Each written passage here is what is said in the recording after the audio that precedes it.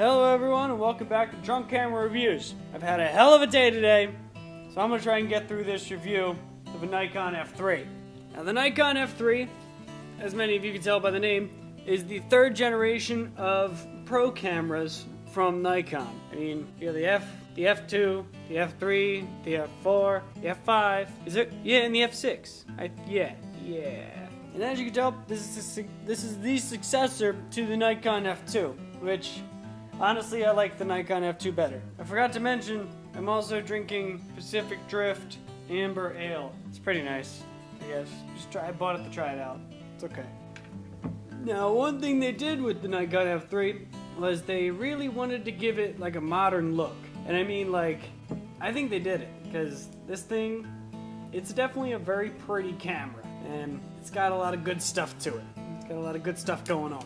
Now, I was given this camera from one of my very good friends, Brendan. I'll leave you a link to his Instagram down in the description. But he was kind enough to lend me this Nikon F3, which he got like a few weeks ago, and then he sent it to me, and I've had it for a week or two just to play around with it, which that's incredibly brave.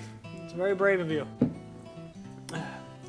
Now, the lens he has on it, which I think came with the camera, is the Nikon 50 f1.8, little nifty 50 from Nikon, and the photos that he got back from it have been pretty awesome. Like, it's surprisingly good lens. I would say much better than Canon's nifty 50, but I mean that's not saying much. That thing's like $100. Well, I think so is this thing. So, now, one of the things that Nikon really wanted to focus on with this, along with making it feel more modern, is keep the same level of modularity that was with the Nikon F and F2. Yeah, because you can pop off this little viewfinder right here. As you can see, there's a viewfinder, and then you get a whole view actually through the viewfinder. I mean, you can't really see that because I can't focus that closely with this stupid lens on this camera. But yeah, you can just snap. I think it's got, what is it, like? I think it's got five different viewfinders. It does have a top-down viewfinder, which is super cool. Because honestly, I love the top-down viewfinders. Gives you an old like Hasselblad, Mamiya, Bronica kind of vibe, but in a 35mm camera. And then you just snap it back on. Easy as that. But, so yeah, they really wanted to keep it modular, but still allow it to be as rugged as humanly possible, or as camerally possible. Now on the top plate, you can see you've got 8-second to 1/2000th of a second shutter, and that shutter is pretty baller. It's made out of honeycombed titanium that is rated for about 150,000 shutter actuations, which is insane. This camera came out in 1980, and it's like this camera had better shutter life than my friggin' Canon 6D. But yeah, and you've also got these modes. I don't know what they are. I didn't bother looking them up. But it also has auto. It's got an auto shutter mode, but not auto aperture. So it's basically aperture priority, and then you can just manually do it. It's like you only get aperture priority and full manual. That's it. And you got your little shutter button. You've got your film advance. You got your film rewind. Pops up like that. There you go. And another cool feature is you've got I don't know why I put that there. You've got exposure compensation from -2 to +2 stops, which I find pretty awesome. Now on the front of the camera, you've got your fully mechanical shutter. Now the Nikon F3 is completely battery controlled. It's got a battery powered shutter. So battery runs out, still advance the film, but you can only use a 1/60th of a second shutter, and that's this little guy right here. Just like that. Just a little lever right there. That's a 1/60th of a second shutter, and I think I just wasted a shot of film staring at the ceiling. And then you've got, I do believe, this is mirror lockup. Yeah, this is mirror. You can actually lock up the mirror on this, which I find pretty awesome. Like, there weren't many other cameras at this time by like Canon or anybody else that were giving you this sort of control over your camera. And then you've got, I do believe this is for releasing the lens. Lens has been released. You can see this little guy just locks up pushing a little button and then locks up the mirror. It's cool. Now the one thing I'm having a trouble getting used to is the reverse focus ring. It's supposed to be the other way. Why would you do this? You know, over here, I do believe, unscrew, oh god, you get PC sync slot. So you can, because this thing actually has TTL metering. So yeah, you can use TTL and flash, and it'll do all that shit for you, I think. I don't know. I haven't used a flash with it, so I have no idea if that works. On the bottom, you got, I think that's for the battery? What's that for? I don't know. I don't know what any of this is for. There's a whole bunch of little thingies down there. But, anyways. Another neat little feature on this camera is on the top plate. And that is this little guy right here. This little switch. This little switch, you flip it over, allows you to recock the shutter without advancing the film.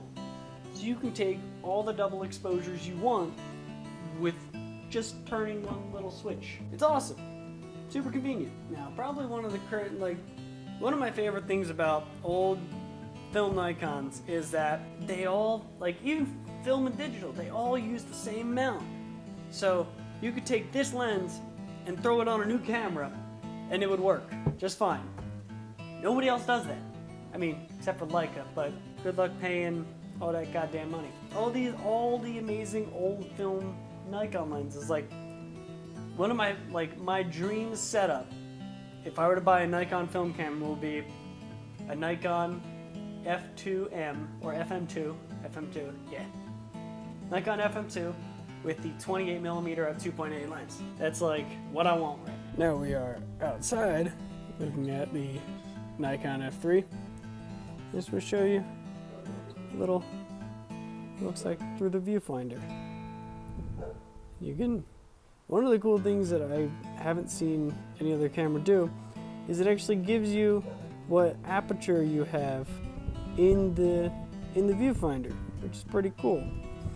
Haven't seen anyone else do that. And then that little other window there gives you it's like a readout of what your exposure is, but I think this one's broken because it doesn't read any. It's supposed to say your shutter speed, but it always stops at 90, so I don't know what's wrong.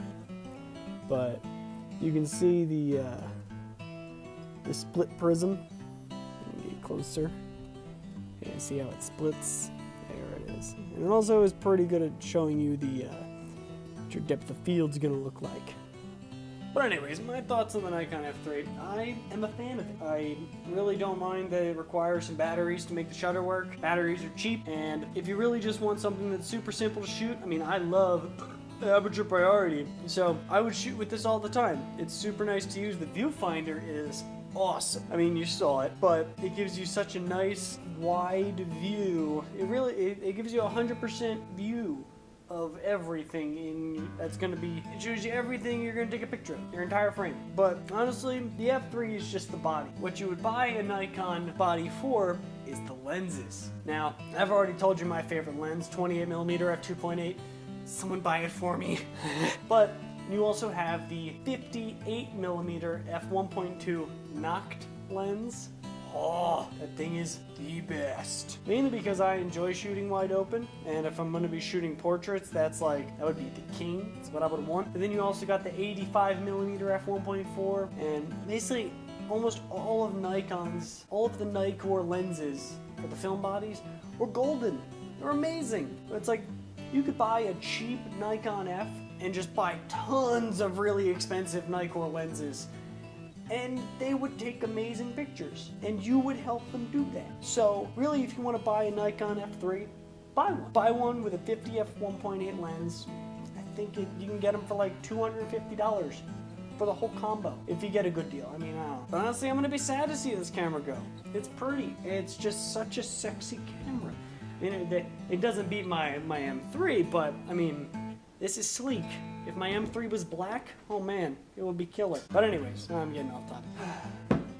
But anyway, my final thoughts on the Nikon F3. If you're looking to jump in to film shooting and you don't want a fully manual camera, you want a little bit of help shooting, then probably the Nikon F3 would be perfect for you. I mean, it doesn't have the auto aperture that the Canon AE1 has, but it's also gonna help push you towards that full manual, understanding every single part of the camera. It's gonna push you to where you wanna go. So go buy a Nikon F3.